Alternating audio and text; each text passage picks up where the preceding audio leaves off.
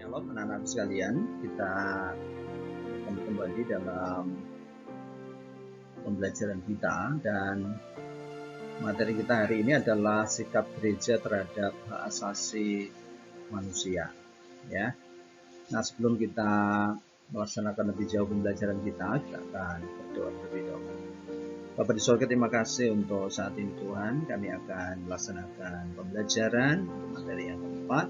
Berkati supaya pembelajaran hari ini berlangsung dengan baik.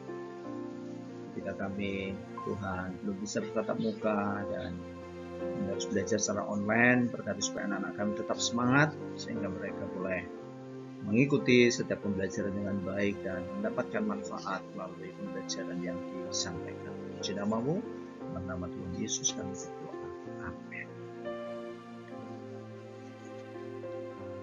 Ya, anak-anak,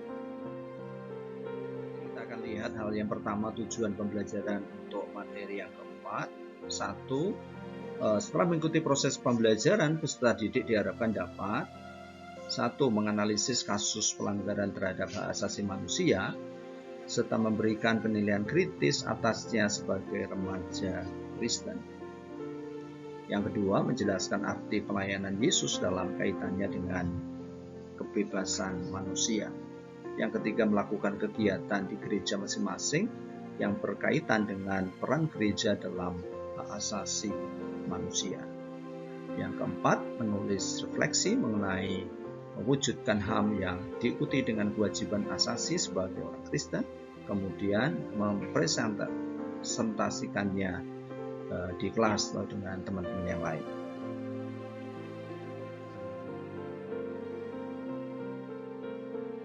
Ruang lingkup materi kita: 1. Hak asasi menurut Alkitab. 2. Gereja dan hak asasi manusia. 3. Bagaimana dengan gereja kita sendiri. Yang keempat, apa yang harus dilakukan.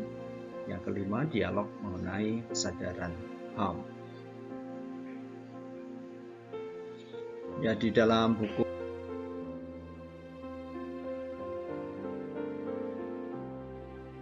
materi yang kalian sudah miliki, kalian bisa membaca puisi yang ditulis oleh Rendra, dan silakan kalian melihat atau mengerjakan sumbangan ataupun peran apa yang dapat diberikan gereja dalam melindungi dan memperjuangkan hak-hak asasi manusia.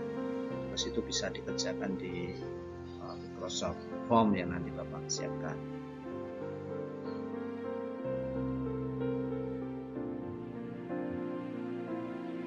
Hak asasi manusia menurut Alkitab. Dalam Injil Matius pasal 22 ayat 37 sampai 40 dikisahkan tentang seorang Farisi yang bertanya kepada Yesus tentang hukum yang paling utama. Dia berharap bahwa hanya ada satu hukum yang perlu dia lakukan agar hidupnya menjadi sempurna. Namun Yesus ternyata menjawab lain. Ada dua hukum yang paling penting dan paling utama, yaitu satu, mengasihi Allah dengan seluruh keberadaan kita, dan yang kedua, mengasihi sesama kita seperti kita mengasihi diri sendiri.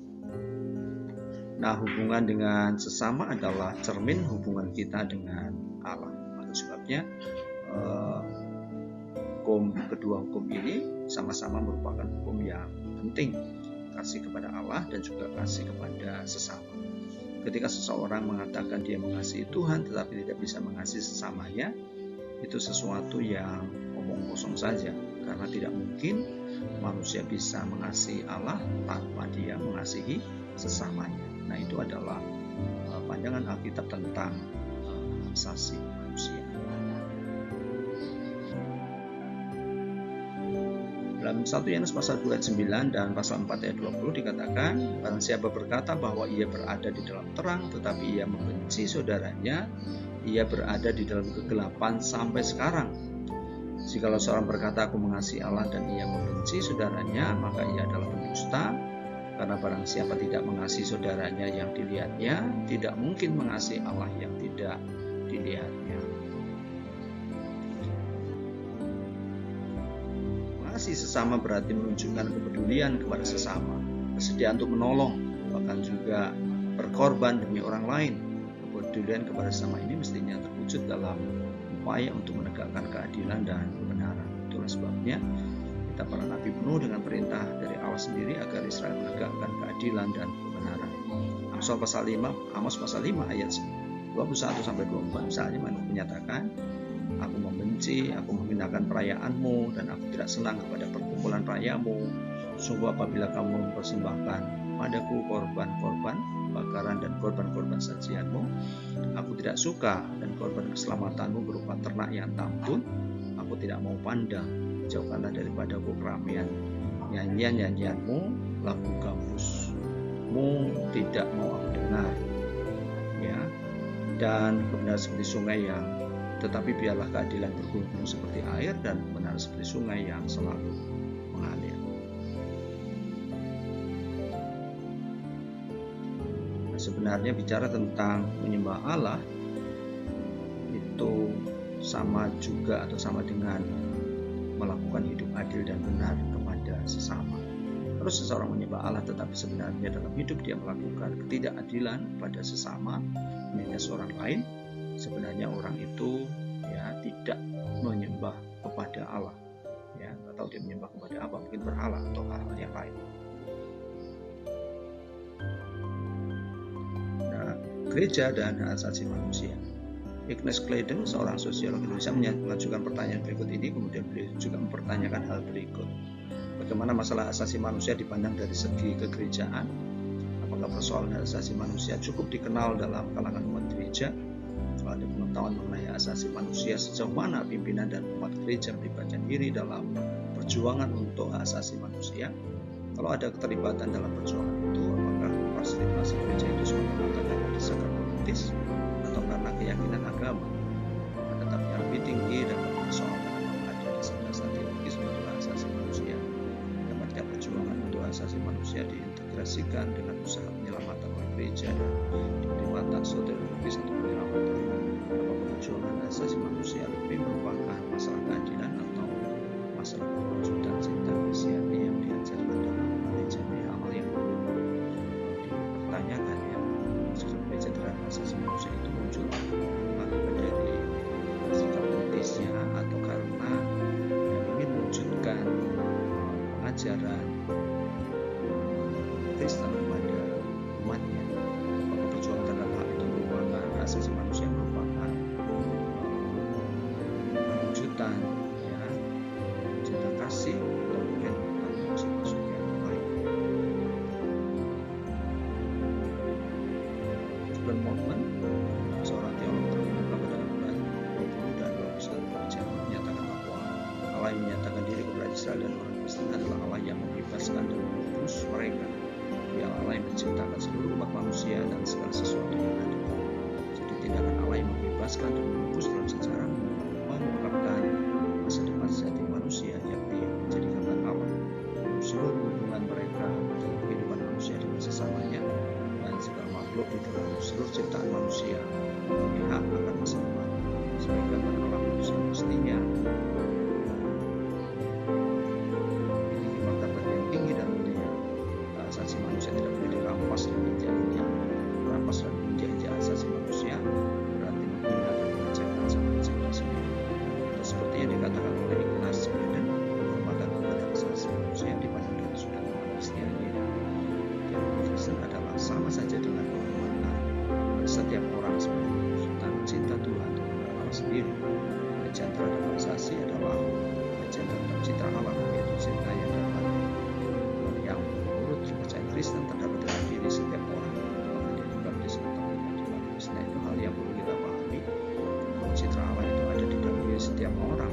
Jika kita menghargai asasi orang lain, menghormati orang lain, sebenarnya kita juga menghormati mereka sebagai perwujudan citra Allah sendiri.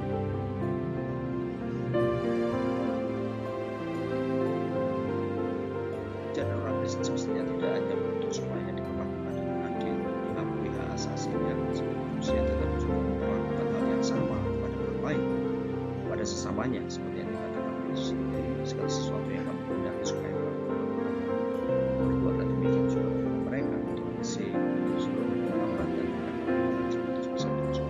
terjadi dalam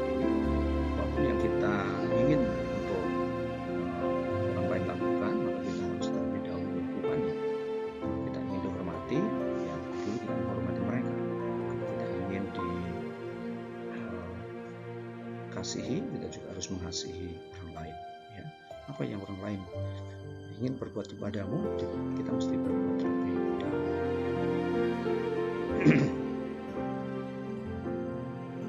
Teman dengan gereja kita sendiri, berdasarkan beberapa pertanyaan Brandon, Bang Kristen harus bertanya apakah ia telah memperlakukan orang lain sebagai sesamanya manusia dengan layak.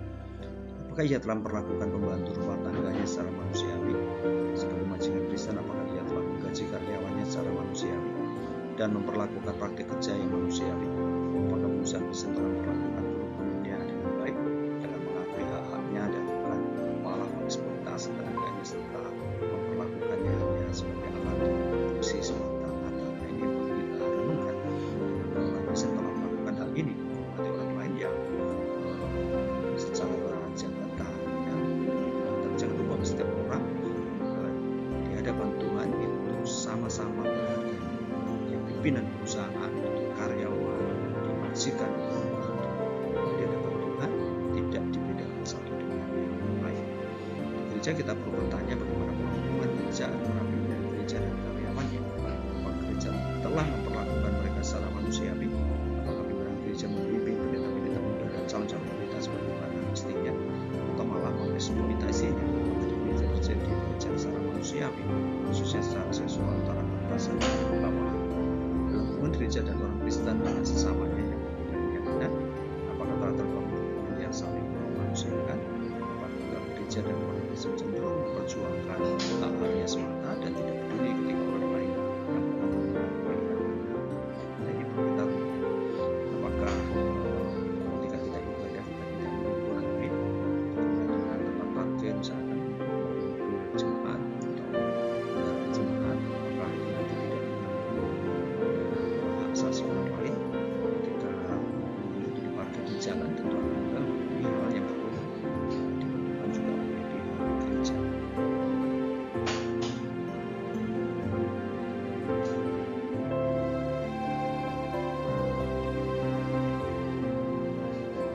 Mungkin pernah mendengar berita di TV tentang TKB yang berjalan tidak dibayar atau bahkan sampai menderitakan atas siksa oleh majikan. Pernahkah kamu mendengar orang Kristen gereja bersuara dan tidak membela mereka? Tahun lalu juga muncul berita di media massa tentang pelecehan seksual yang berhubungan dengan anak kecil atau pedofil di sejumlah negara di Eropa dan Amerika Serikat. Dan masalah seperti ini juga terjadi di kalangan gereja di Indonesia. Bukan hanya pedofil, tetapi juga untuk pelecehan seksual lain. Tindakan tindakan seperti itu jelas terkait harus diberi sanksi yang tegas. Misalnya, apabila gereja sudah tindakan tegas terhadap pelakuan seperti itu. Dalam sebuah acara gereja di Bandung tahun 2006, seorang tokoh Kristen yang juga adalah tokoh asasi manusia di Indonesia mengemukakan pikiran kritisnya tentang peranan gereja-gereja di Indonesia dalam bidang asasi manusia dan demokrasi, seperti yang diungkapkan oleh salah satu tokoh Indonesia, yaitu Asmara Nababan. Kesadaran orang Kristen untuk gereja di bidang HAM semakin meningkat seiring dengan terjadinya peristiwa-peristiwa yang dianggap merugikan, misal di Situbondo, Ambon, Poso, Ternate, dan lain-lain. Dan ini menunjukkan bahwa kesadaran akan HAM belum sepenuhnya dihayati sesuai dengan gereja sebagaimana orang-orang yang sudah ditebus dan dimerdekakan. Semestinya mereka menjadi korban dan tidak menegakkan hak asasi manusia dan demokrasi dan pendidikan. Kita perlu bangkit ya setelah kita sendiri ditindas. Seharusnya kita tidak begitu. Tapi ketika tidak ada masalah pun seharusnya gereja menegakkan hak asasi manusia. Ketika melihat hak-hak orang lain ditindas, ya seharusnya gereja bersikap yang menyuarakan suaranya. Sebelum tahun 98, hak asasi manusia dan demokrasi belum menjadi prioritas, artinya belum terakomodasi dalam konstitusi. Gerakan reformasi tahun 98 telah membangunkan pemerintah dari tidur yang panjang untuk serius menyikapi penegakan HAM di Indonesia. Berbagai produk hukum yang melindungi HAM diakomodir dalam konstitusi. Sampai pada tahap ini pun gereja belum menunjukkan sikap demokrasi, bahkan gereja cenderung diam. Dan menyedihkan bahwa gereja seharusnya bersikap ketika suara untuk menegakkan HAM ini mulai dimunculkan. Gereja harus menunjukkan sikap.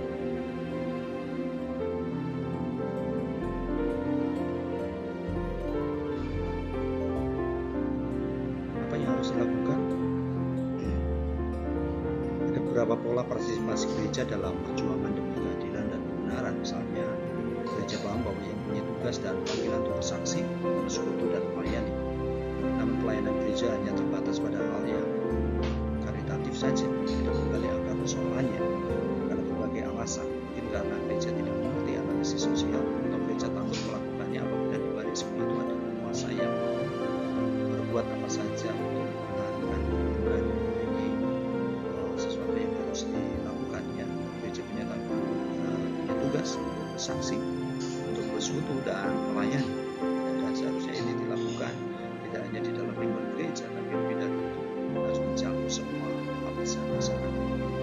Gereja melakukan pelayanan rohani saja karena untuk pelayanan sosial karena sudah ada kementerian sosial dan lembaga-lembaga swadaya masyarakat. Penyebab utama dari pemikiran ini adalah segala sesuatu yang berkaitan dengan jasmani, dengan tubuh manusia dan beban jiwanya dianggap remeh dan dunia. Ini pandangan yang menurut saya juga salah. Seharusnya ada keseimbangan antara yang rohani dan juga dengan yang jasmani. Masyarakat juga butuh tindakan jasmani yang bisa kita lakukan, misalkan kita membantu mereka ketika mereka dalam kesulitan, ketika hak mereka ditindas. Seharusnya gereja bersikap untuk bisa membantu mereka, dan syukur bahwa sekarang ini di gereja-gereja kita sudah ada lembaga-lembaga bantuan hukum bagi masyarakat yang mungkin secara materi tidak bisa dengan cara. Gereja sudah ada bagian untuk bisa membantu orang-orang yang menghadapi persoalan. Nah, ini sesuatu yang baik jika ada beberapa gereja yang mereka sudah terlibat dalam hal ini dan melakukan sesuatu untuk kepentingan masyarakat. Gereja pahamkan panggilannya untuk membela orang miskin dan tertindas, akan tetapi khawatir karena jumlah orang sedikit melakukan gereja dan orang miskin tertindas. Gereja terjebak pada praktek-praktek politik praktis. Ketika gereja aktif dalam kegiatan membela yang miskin, gereja malah aktif mendukung partai politik tertentu, kampanye untuk calon-calon tertentu. Karena seperti ini dapat melayani gereja dapat menutup mata ketika pihaknya yang melakukan hal yang negatif seperti korupsi, membunuh rakyat dengan janji-janji kosong, atau bahkan merampas hak rakyat secara halus maupun terang-terangan. Selama ini adalah gereja terkotok dengan suatu politik tertentu yang kekuatan gereja pun dapat ditutup. Proses seperti ini akan mempersulit gereja dalam menggunakan suara. Nah, jadi sudah harus ada di dalam prakteknya kadang gereja tertentu yang sehingga ketika pejabat yang di dalam itu melakukan tindakan yang tidak baik yang merampas rakyat, gereja juga sebenarnya akan sulit untuk bisa menyuarakan suara.